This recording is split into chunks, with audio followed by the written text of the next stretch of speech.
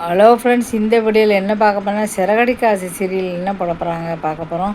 சிறகடி காசு சீரியலில் என்ன போடுறாங்க அப்படின்னா, இன்றைக்கி வந்து பார்த்திங்கன்னா மீனா முத்து வந்து அங்கேயும் சுற்றிட்டு இருக்காங்க. இப்போ கிறிஸுக்குடைய ஐச்சம் நேரில் பேசி பார்க்கலாம் அப்படின்னு சொல்லி ஸ்கூலுக்கு போகிறாங்க. ஸ்கூலில் வந்து சொல்லிட்டா இல்லை அவங்க அப்பா சொல்லிட்டாங்க சீர்திருத்த பள்ளி சேர்த்தே ஆகணும் அப்படி சொல்கிறாங்க.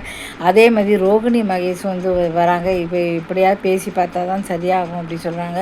சரி நம்ம பேசி பார்க்கலான்னு சொல்கிறாங்க. அவங்களும் போய் பேசுகிறாங்க. இல்லை அப்பா கம்ப்ளைண்ட் கொடுத்து உள்ளே போடலான்னே சொல்லிட்டார் அப்படின்னு சொல்கிறாங்க. என்ன செய்யணும்னு தெரியல. சரி மீனா முத்து வந்துடுறாங்க. சரி அவங்க நல்லதுக்கு தான் செய்வாங்க, என் பையனோட எதிர்காலமே போச்சு அப்படின்னு சொல்கிறாங்க.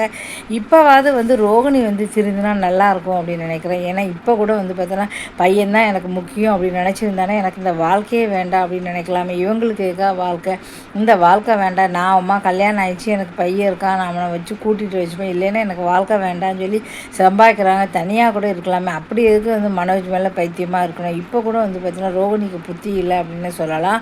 இதுக்கப்புறம் வந்து பார்த்தீங்கன்னா சரி அவங்க 2 பேரும் நான் பேசி பேக்கிறேன்னு சொல்லி காலில் விழ போகிறாரு. அதுக்கப்புறம் நீங்கள் வந்து நேரில் போய் அவள் அப்பாட்ட போய் பேசுங்க சொல்கிறாங்க. 2 பேருமே புறப்பட்டு நேராக வீட்டுக்கு போகிறாங்க. அங்கே போய் வந்து அவர்கிட்ட போய் வந்து பேசுகிறாங்க.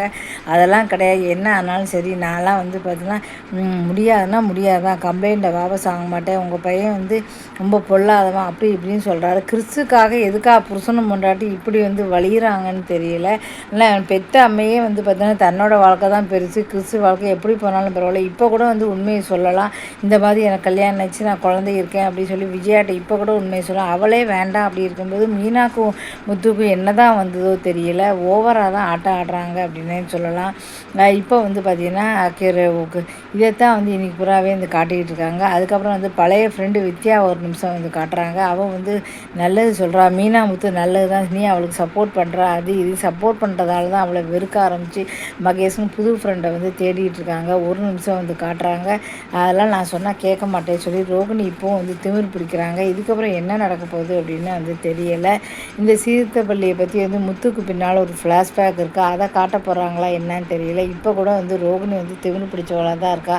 தன்னுடைய பையன் எதிர்காலம் போச்சேன்னு சொல்லி அல்ற மாதிரி நாடகம் ஆடுறா. உண்மையிலேயே அவளுக்கு எந்த வித பாசமுமே வந்து கிடையாது. தன் பிள்ளை எப்படி போனாலும் அவளுக்கு பாசமும் கிடையாது, எல்லாமே வேஷம்தான். இதுக்கப்புறம் என்னெல்லாம் கூத்தெல்லாம் நடத்த போகுதுன்னு பொறுத்திருந்து பார்க்கலாம்.